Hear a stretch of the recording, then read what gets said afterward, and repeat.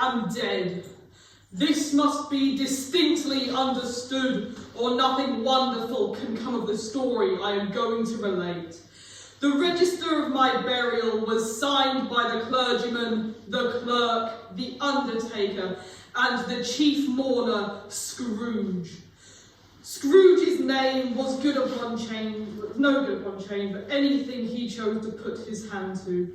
Oh, but he was a tight-fisted hand at the grindstone, Scrooge, a squeezing, wrenching, grasping, scraping, clutching, covetous old sinner, hard and sharp as flint, for which no steel had ever struck out generous fire, secret and self-contained, and solitary as an oyster. Scrooge never painted out my name. There it stood years afterwards above the warehouse door, Scrooge and Marley. And so, on this Christmas Eve, old Scrooge sits busy in his counting house. It is cold, bleak, biting weather, foggy withal.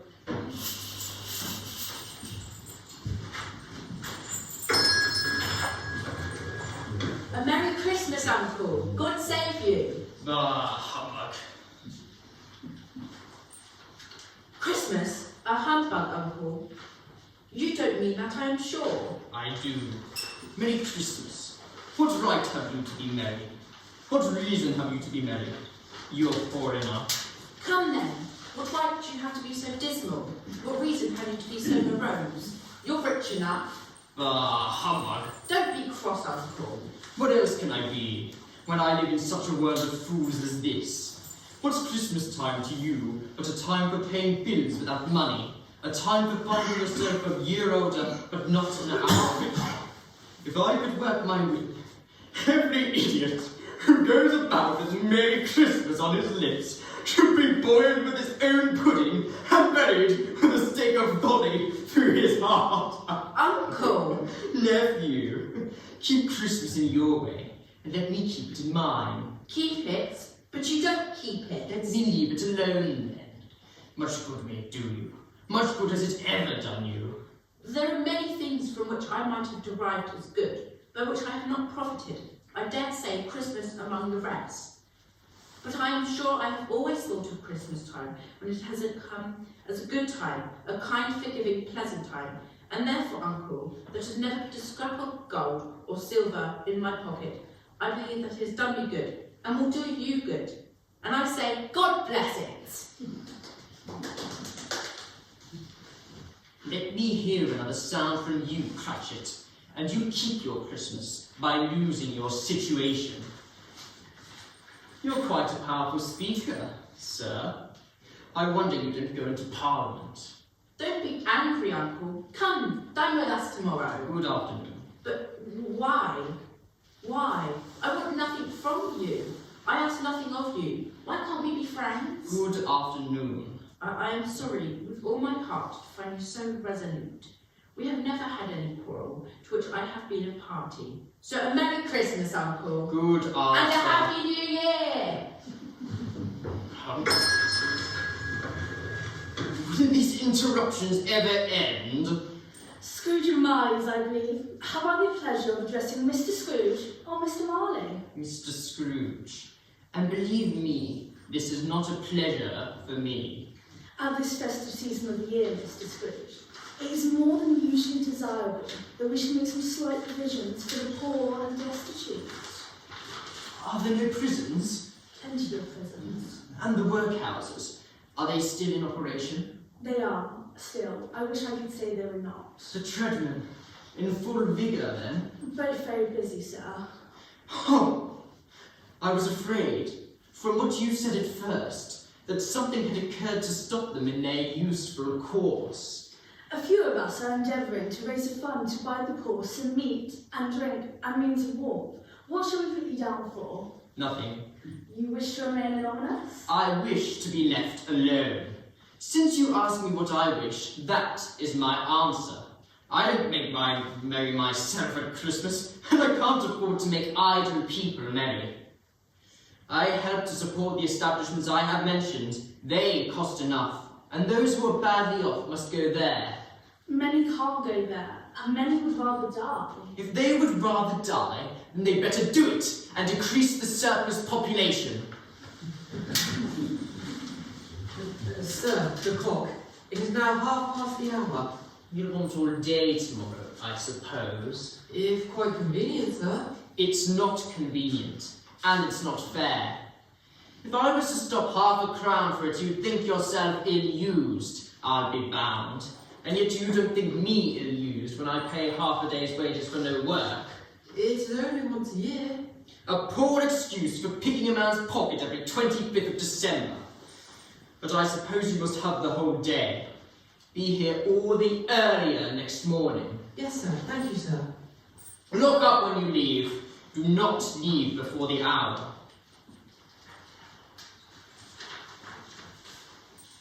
Do not beg here, boy. Off with you. I'm just better, sir. I'm waiting for my father. Then you will be waiting a long time, won't you? Don't block my door while you wait.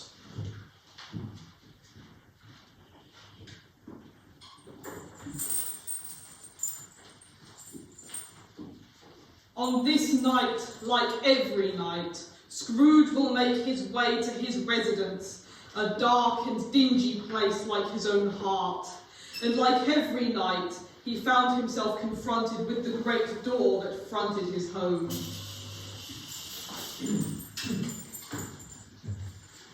Scrooge! Marley? Scrooge! You humbug! Scrooge! Oh, humbug, I tell you, humbug! How now? What do you want with me? Much. Who are you? Ask me who I was. You're particular, for a shade. Who were you then? In life, I was your partner, Jacob Marley. Can you sit down? I can. Do it then. You don't believe in me. I don't. What evidence would you have of my reality beyond that of your senses? I don't know. Why do you doubt your senses? Because a little thing affects them. Slight disorder of the stomach makes them cheats. You may be an undigested bit of beef, a blot of mustard, a crumb of cheese, a fragment of an underdone potato. There's more of gravy than of grave about you, my friend. Whatever you are. Mercy! Dreadful apparition! Why do you trouble me? Man of the worldly mind, do you believe in me or not? I do. I must. Why do you come to me? It is required of every man that the spirit within him should walk abroad among his fellow men and travel far and wide. And if that spirit does not go forth in life, then it is condemned to do so after death. It is doomed to wander through there and witness what it cannot share, but might have shared, and turn to happiness. You've a chain, Jacob. What are you bound? I wear the chain I forged in life. I made it link by link and yard by yard. Is its pattern strange to you, or would you know the way to lengthen the straw coil you bear yourself? I see nothing, Jacob. You are mistaken. It was as full and heavy as long as this, 7 Christmas Eves ago. You have laboured on it since. It is a ponderous chain. Jacob, speak comfort to me, Jacob. I have none to give. I cannot rest, I cannot stay, I cannot linger anywhere. My spirit never walked beyond our counting house. Mark me! In life, my spirit never roved beyond the narrow limits of our money-changing hole. But you were always a good man of business, Jacob. Business? Mankind was my business. The common welfare was my business. Charity, mercy, forbearance, and benevolence were all my business. The dealings of my trade were but a drop of water in the comprehensive ocean of my business. But I come before you, Ebenezer Scrooge, with a chance for redemption. Oh, you were always a good friend to me, Jacob. Thank you. Hear me! My time is nearly gone. You'll be haunted by 3 spirits. Is that the chance and hope you mentioned, Jacob? It is. I think I'd rather not. Without their visit, you cannot hope to shun the path I tread. Expect the first tomorrow when the bell tolls 1. Couldn't I take him all at once and have it over with, Jacob? Expect the second on the next night at the same hour.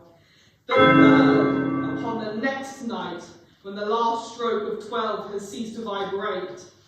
Look to see me no more, and look that, for your own sake, you remember what has passed between us. Remember, a block of bad cheese from luncheon, I'll be bound.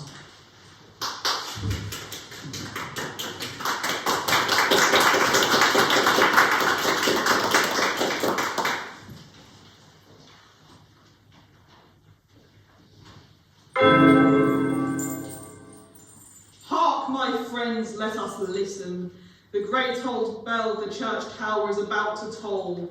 Scrooge, now in a fitful sleep, finds himself awoken, but to solemn tone that was only hours earlier foretold to him.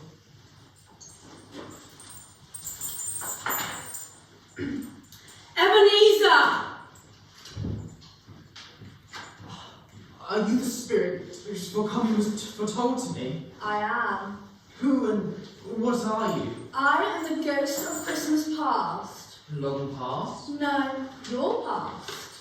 What is your primary task this evening? Your welfare. I am much obliged, but could not help thinking that a night of unbroken rest would be conducive to that end. Your reclamation then.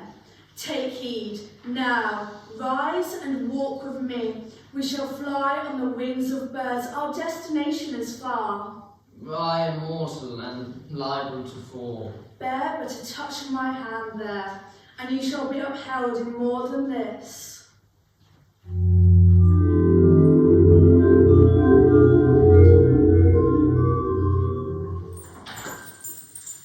The darkness and the mist of old London town vanishes before them.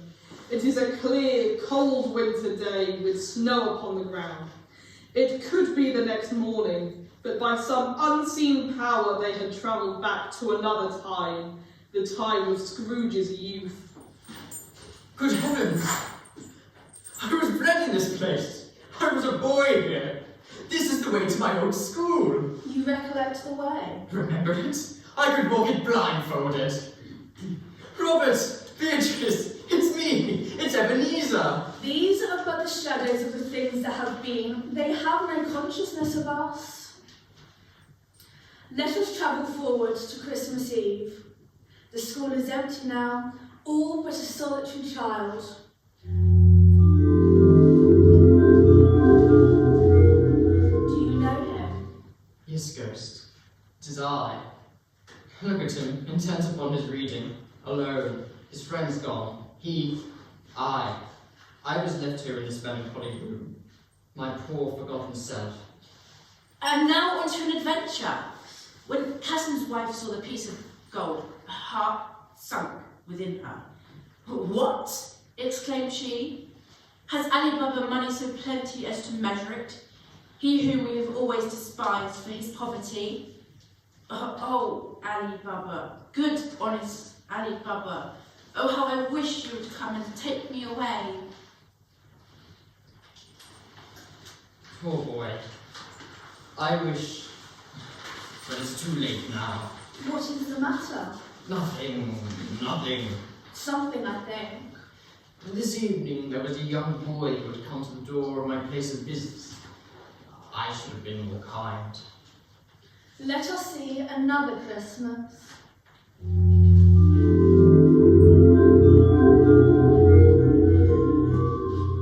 Ebenezer, it is me. It is your dear sister. It's me, Fanny. My dearest sister, is it really you? Can it be true? Dear brother, I have come to bring you home, dear brother. To bring you home, home. Home, Fan? Yes, home, forbidden all. Home forever and ever.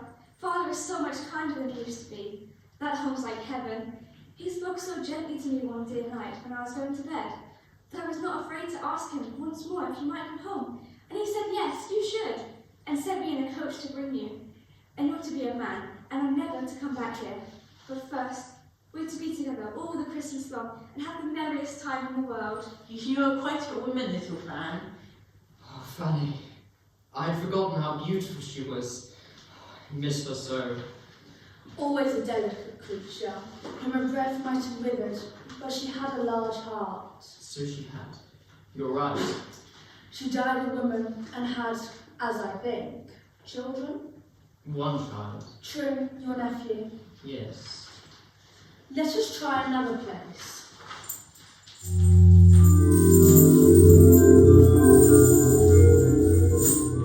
Do you recognise it?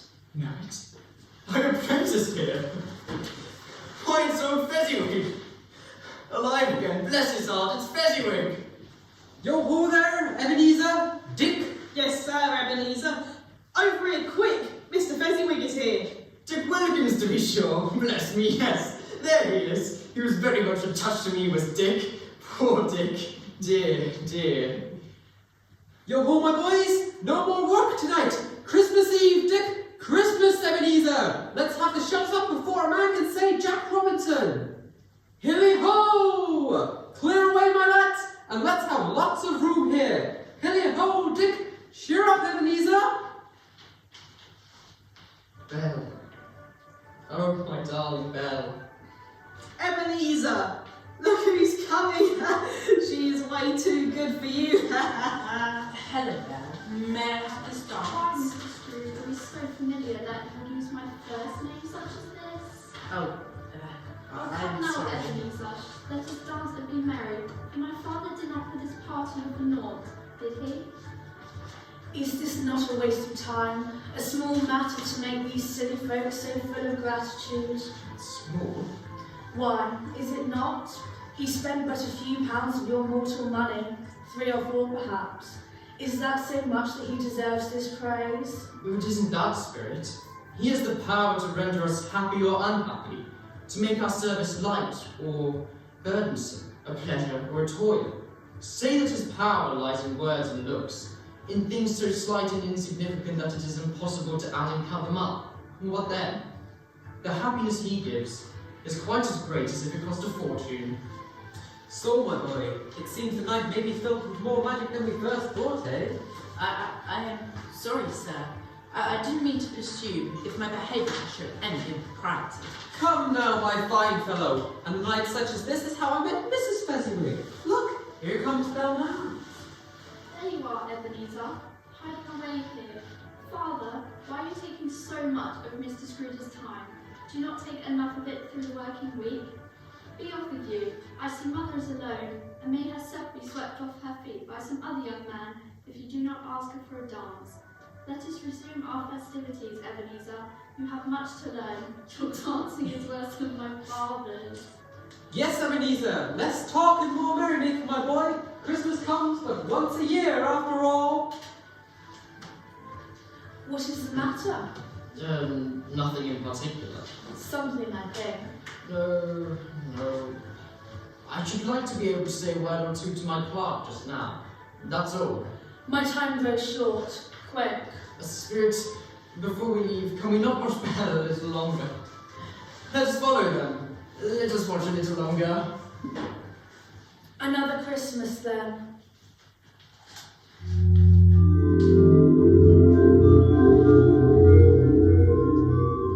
Do you remember it? Maybe just 110 that, if not taken, might not have led you down your current path. I am sorry for being late, my dear. There were matters at work that I needed to address. I trust you have not been too inconvenienced.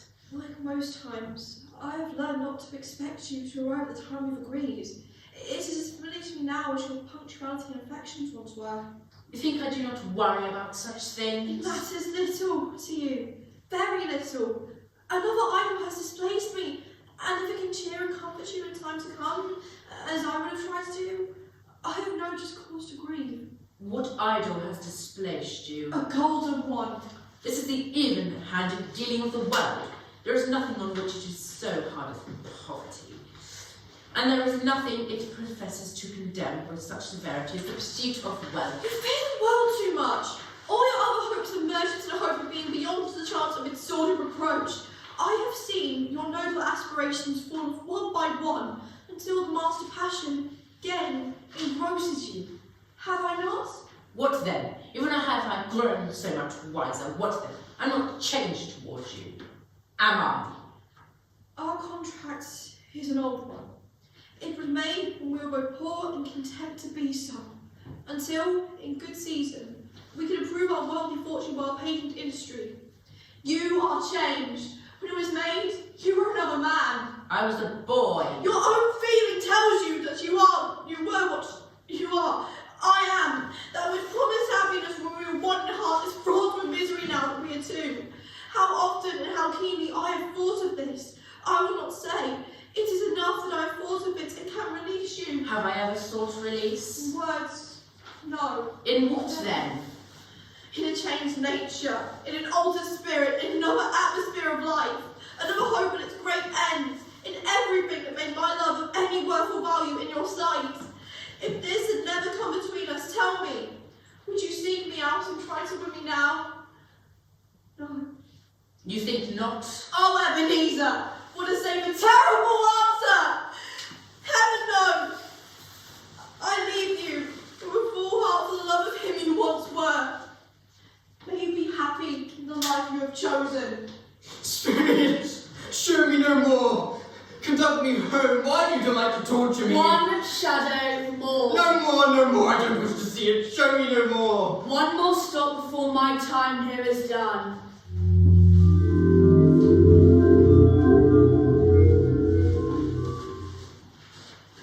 Father, Mother, it's Christmas Eve. Yes, it is, my darlings. Now go play whilst I speak to your dear father. Belle, I saw an old friend of yours this afternoon. Who was it? Guess. Oh, how can I tell? I don't know. Mr. Scrooge. Mr. Scrooge it was. Oh. I passed his office window, and as it was not shut up, and he had a candle inside, I could scarcely help seeing him. His partner lies upon the point of death, I hear.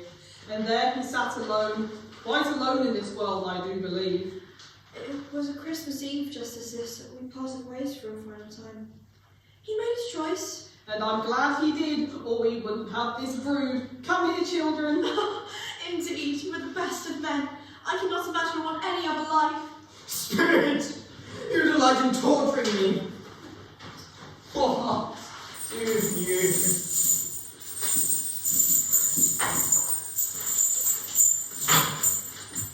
What do you don't achieve by showing me these things? The things that might have been. You are. I told you these shadows are the things that have been. They are what they are. Do not blame me. Remove me. I cannot bear it. Leave me. Take me back. Hold me no longer.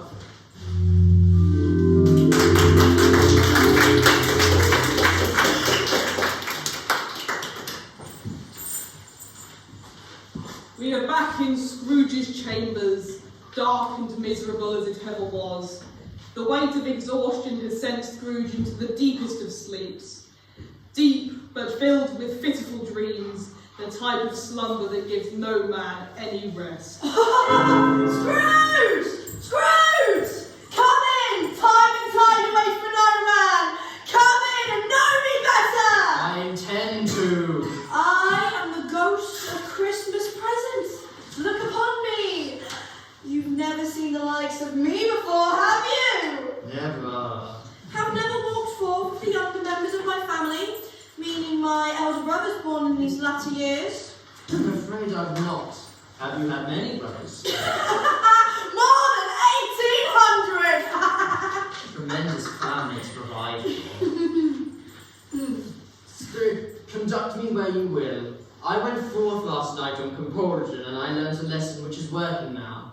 Tonight, if you have aught to teach me, let me profit by it. Touch my robe.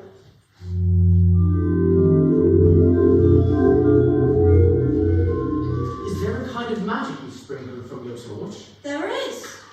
My own. To any kindly given, to a poor one most. Why to a poor one most? Because it needs it most. Should a man not make his own way in the world, pulling themselves up by ambition and hard work, Are these not the tools that will pull the poor out of their own miserable experience? Is it not your kind that teaches us these things? Words that have been given to us by our own preachers in the pulpits. There are some upon this earth of yours who lay claim to know us, and who do their deeds of passion, pride, ill will, hatred, envy, bigotry, and selfishness in our name, who are as strange to us and all our kith and kin, as if they have never lived. Remember that, and change their doings on themselves, not us.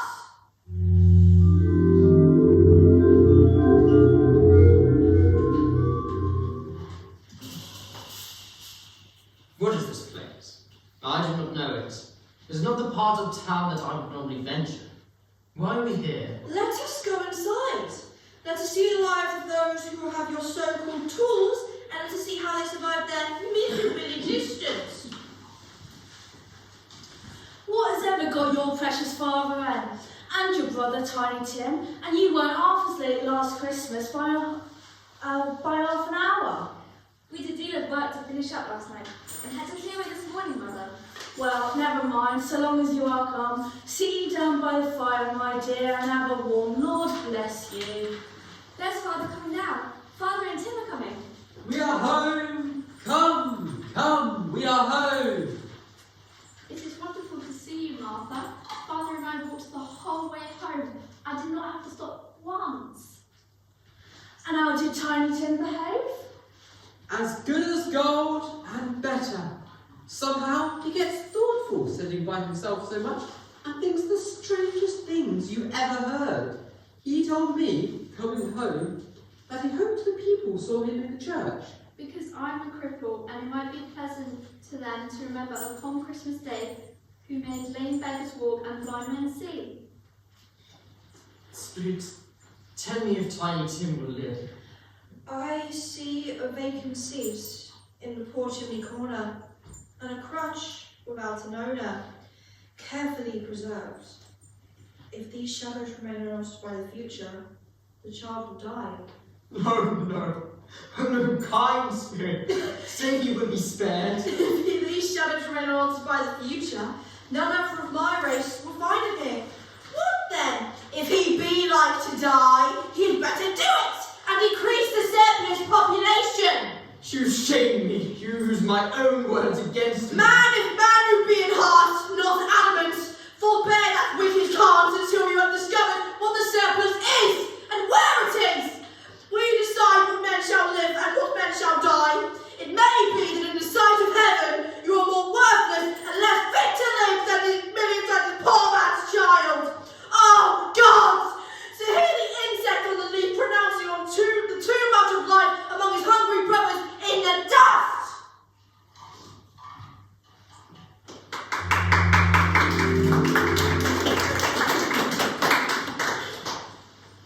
You have outdone yourself, my dear, a bird fit for the king himself.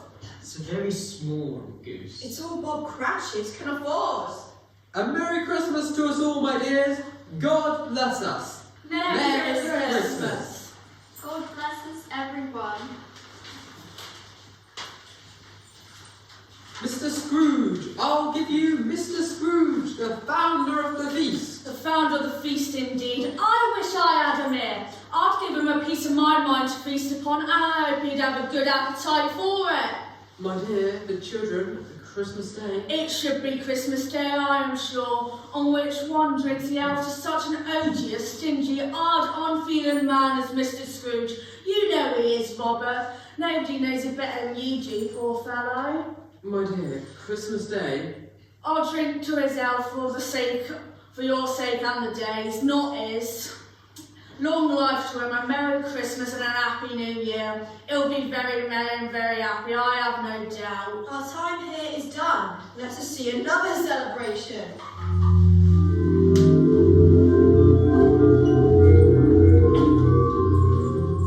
Do you know this place, Scrooge? It's the house of my nephew, is it not? He has done quite well for himself, it seems. Well done, you friend. He said that Christmas was a humbug, as I live, and he believed it too. More shame for him, Fred. Oh, he's a comical old fellow. That's the truth. And not so pleasant as he might be. However, his offences carry their own punishment, and I have nothing to say against him. I'm sure he is very rich, Fred. At least you always tell me so. What of that, my dear? His wealth is of no use to him. He doesn't do any good with it. He doesn't make himself comfortable with it. I have no patience with him. Oh, I have. I am sorry for him. I can be angry with him if I tried. Who suffers by his ill whims? Himself always. He takes it into his head to dislike us, and he won't come and dine with us. What's the consequence? He doesn't miss much of a dinner. Indeed, I think he loses a very good dinner. Did you say something? No. Fred, his laugh. So much like his mother's is all. I did not know it until now. My time grows short around the world. It is time to go. Wait, here's a game. A 1/2 hour sprint. Only one. I am thinking of something. Is it an animal? Does it live in a cage? Brisk fire of questioning to which he was exposed elicited from him that he was thinking of an animal, a live animal, rather a disagreeable animal, a savage animal, an animal that growled and grunted sometimes and talked sometimes and lived in London and walked about the streets and wasn't made a show of and wasn't led by anybody and didn't live in a menagerie and was never slaughtered in a market and was not a horse or an ass or a cow or a bull or a tiger or a dog or a pig or a cat or a bear. At every fresh question that was put to him, this nephew burst into a fresh roar of laughter and was so inexpressibly tickled that he was obliged to get up off of the sofa and stamp. I found that out. I know what it is, Fred. I know what it is. What is it? It's your Uncle Scrooge! He has given us plenty of merriment, I am sure, and it would be ungrateful not to drink his health. Here's a glass of mulled wine ready to our hand at the moment, and I say, Uncle Scrooge. Well, Uncle Scrooge. A Merry Christmas and Happy New Year to the old man, whatever it is. He wouldn't take it from me, but he may have it. Nevertheless, Uncle Scrooge. My night at midnight. Hark, the time is drawing near.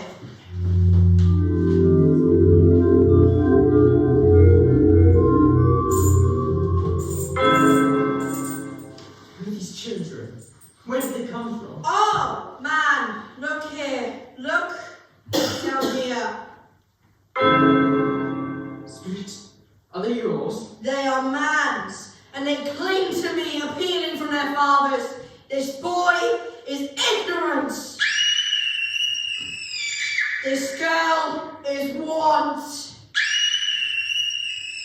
Beware them both, and all of their degree, but most of all, beware this boy, for on his brow I see that written which is doom, unless the writing be erased. Have they no refuge or resort? Are there no prisons? Are there no workhouses?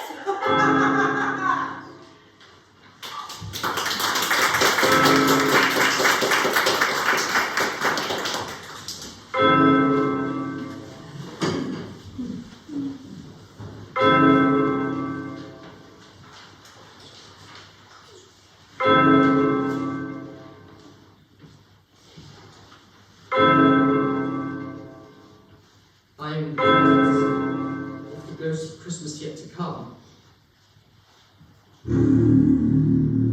You are about to show me the shadows of the things that have happened, but that haven't happened, but will happen in a time before us. Is that so, Spirit? Ghost of the future, I fear you than any spectre I have seen, but I know your purpose is to do me good. And as I hope to live to be another man from what I was, I am prepared to bear your company, and do it with a thankful heart. There is something in your stance, your air, that makes me feel I know you. Will you not tell me who you are? Will you not speak to me? Lead on, lead on. The night is waning fast, and it is precious time to me, I know.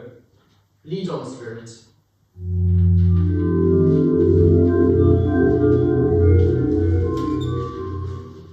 What is this place? Why do you bring me here? Who are these people?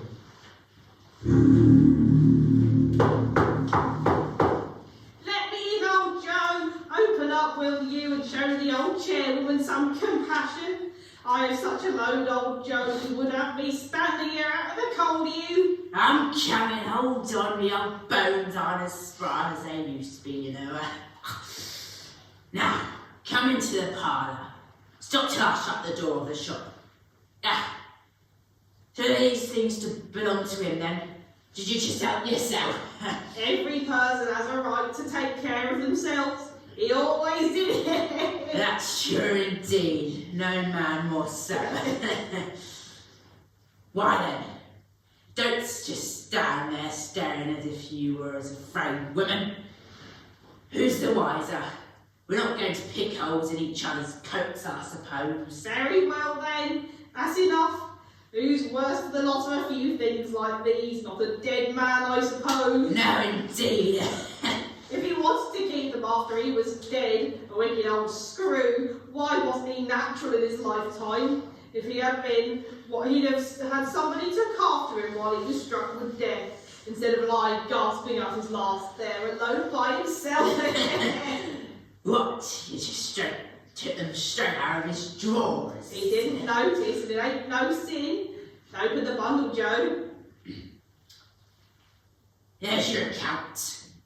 And I wouldn't give another sixpence if I was to be bold for not doing it. Oh, come on, Joe, you're a hard one. But there is more. What do you call this? Bed curtains? Bed curtains. You don't need. You say you took them down.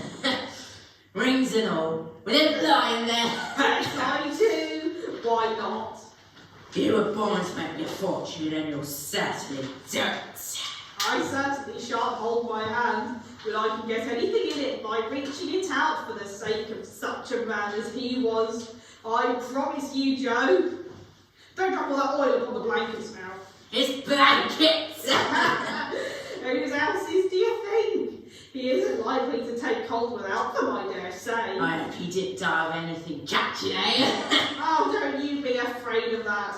I ain't so fond of his company that I'd loiter about him for such things as he did. You may look through that shirt till your eyes ache, but you won't find a hole in it. Not a threadbare place. It's the best he had, and a fine one too. They'd have wasted it if it hadn't been for me. What do you call wasting of it? Putting it on and to be buried in. To be sure, somebody was fool enough to do it. But I took it off again. If calico ain't good enough for such a purpose, it isn't good enough for anything. It's quite as becoming to the body. He can't look uglier than he did in that one.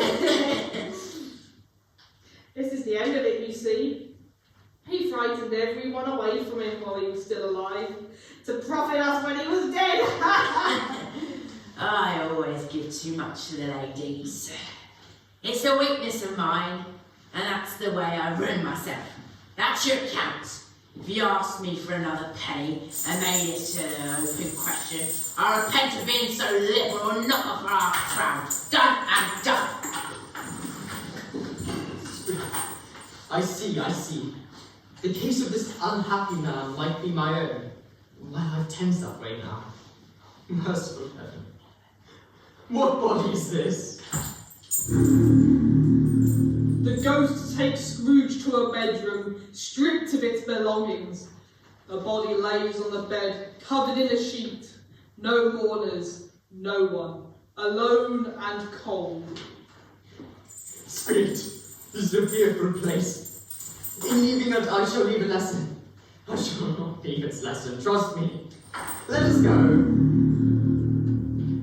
I understand you, and I would do it if I could, but I have not the power to take the sheet off the body.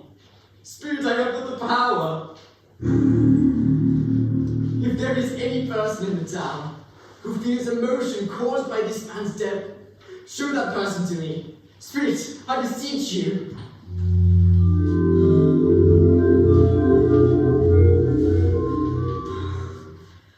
Is it good or bad to help him? Bad. We are quite ruined. No, there is hope yet, Caroline.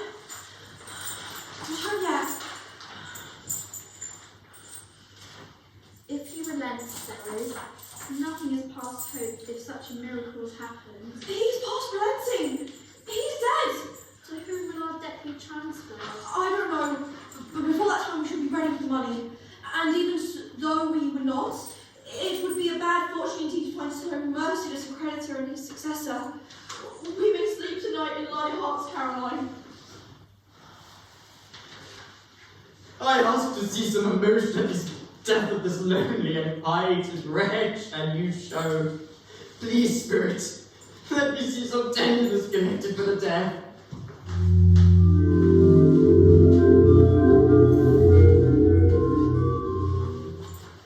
Spirit, there must be some mistake. Your predecessor has already brought me here. This is the home of my employee, Bob Cratchit. Mother, are you well? The colour out of my eyes. They're better now again. It makes me look like candlelight, and I wouldn't show you eyes to your father when he comes home for a world. It must be near this time.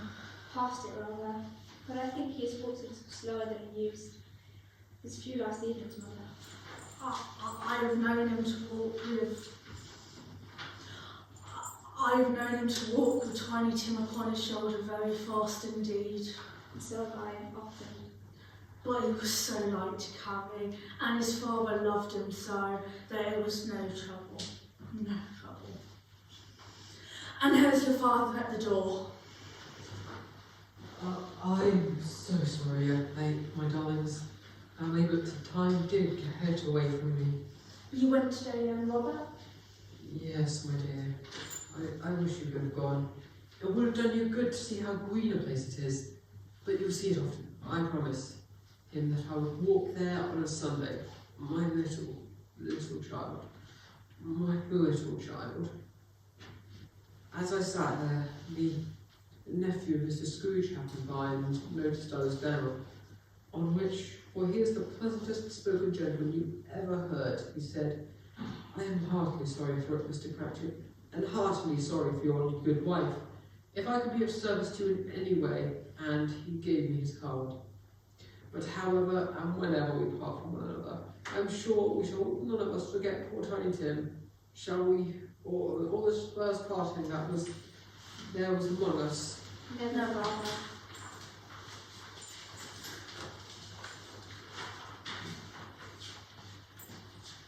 And I know, my dears, that when we recollect how patient and how mild he was, although he was a little child, we shall not quarrel easily among ourselves and not forget poor Tiny Tim doing it. No, never, Father.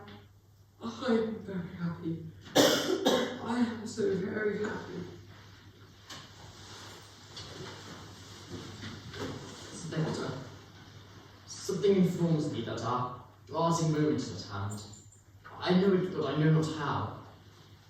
Tell me what man that was whom we saw lying dead.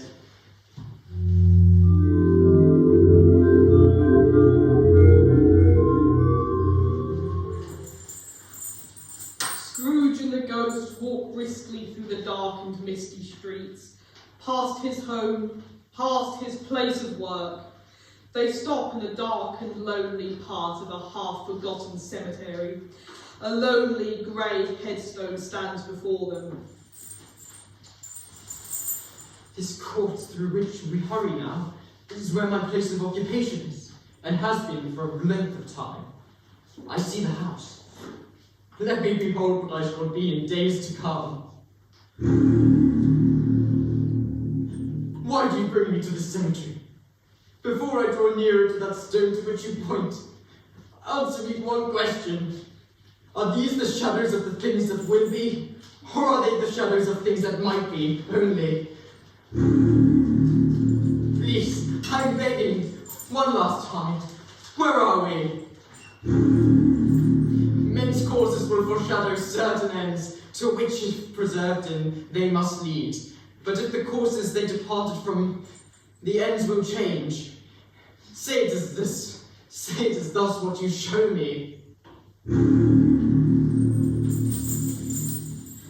Scrooge crept towards the grave, trembling as he went, and following the finger, read upon the stone of the neglected grave his own name.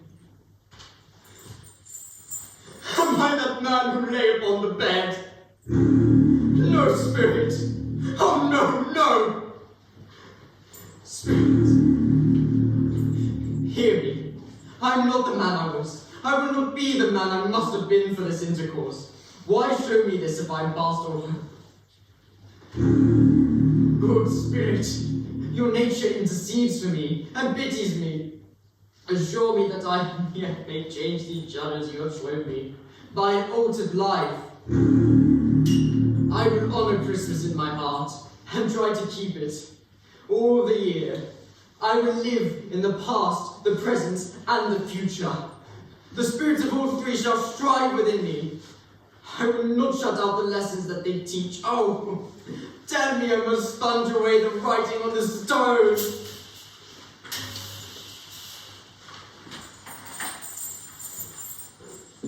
Here we are, my friends, back in Scrooge's bedroom, sitting on the floor of his own, cold and lonely. He realises the bed is his own, the room is his own, best and happiest of all, the time before him is his own, to make amends in. I will live in the past, the present, and the future. The spirits of all three shall strive within me. Oh, Jacob Marley, heaven and the Christmas time to be praised for this. I say it on my knees, oh Jacob, on my knees. They are not torn down. They are not torn down, rings and all. They are here, I am here. Oh, the shadows of the things that would have been may be dispelled.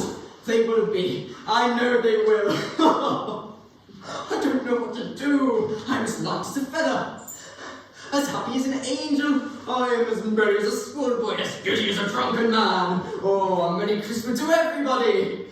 A Happy New Year to all the world. Hello there. Hello.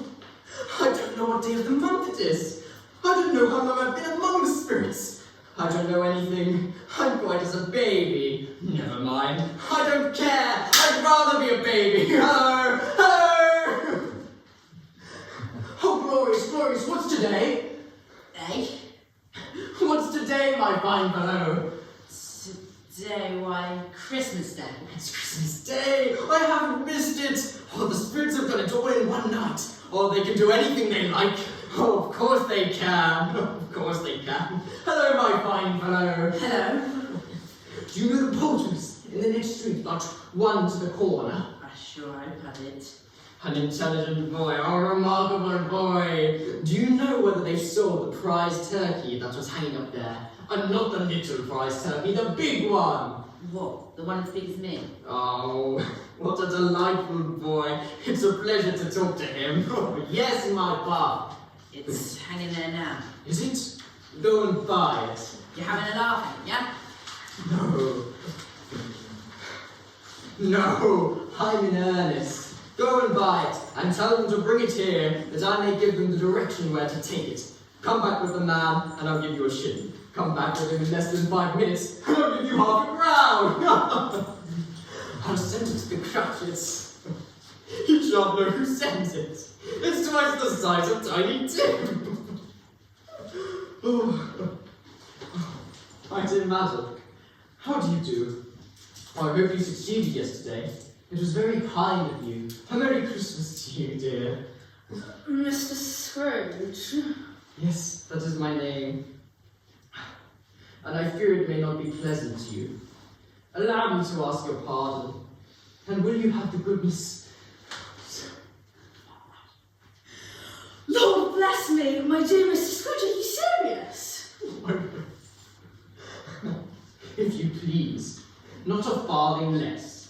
A great many back payments are included, I assure you. Will you do me that favour? My dear sir, I don't know what to say to such munificence. Oh, don't say anything, please. Come and see me, or will you come and see me? I will, of course, yes. Thank you, I'm much obliged to you. I thank you 50 times!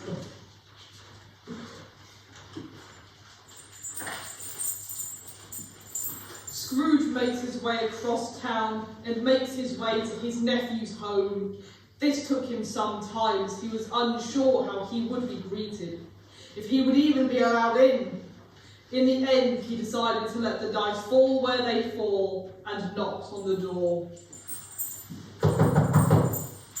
Is your master at home, my dear? Yes, sir. Where is he, my love? He's in the dining room, sir, along with mistress. I'll show you upstairs, please. Thank you, he knows me. Fred? Why, bless my soul, who's that? It's I, your Uncle Scrooge. I've come to dinner. Will you let me in, Fred? Uncle Scrooge. Well, of course I will. Have you met my wife, Lily? I'm afraid I've not, but I feel I have. Uncle Scrooge, what a pleasant surprise. I fear it is not, my dear, but I hope to change that all from this day forth. My darling husband has always had faith that you will join us one day, and I can say that it fills my heart with such joy to see you here. Uncle Scrooge, you truly are loved here. And on to the next morning. Scrooge has made his way to his office to ensure that he is there before Bob Cratchit makes his way in. Scrooge carefully leaves the door ajar and sits himself in his chair. I'm very sorry, sir. I'm behind my time. Mr. Cratchit, what do you mean by coming here at this time of day? Yes, you are late, you are. I think you are. Step this way, sir, if you please.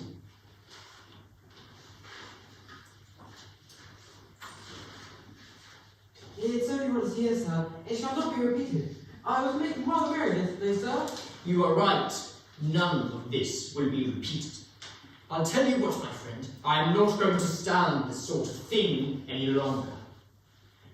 And therefore, I'm about to raise your salary! A Merry Christmas, Bob! A Merry Christmas, my friend, my good fellow, and I've given you for many a year. I'll raise your salary and endeavour to assist your struggling family, and we'll discuss your affairs this very afternoon over a Christmas bowl of smoking bishop.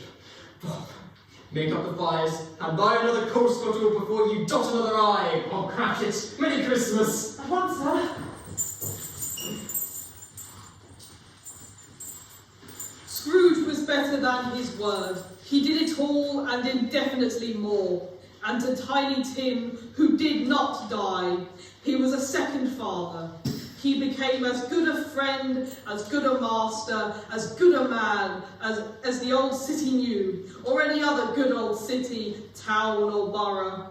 In the good old world, some people laughed to see the alteration in him, but he let them laugh, and little heeded them, for he was wise enough to know that nothing ever happened on this globe for good, at which some people did not have their fill of laughter in the outset. And knowing such as these would be blind anyway, he thought it as well that they should wrinkle up their eyes in grins as have the malady in less attractive forms. His own heart laughed, and that was quite enough for him.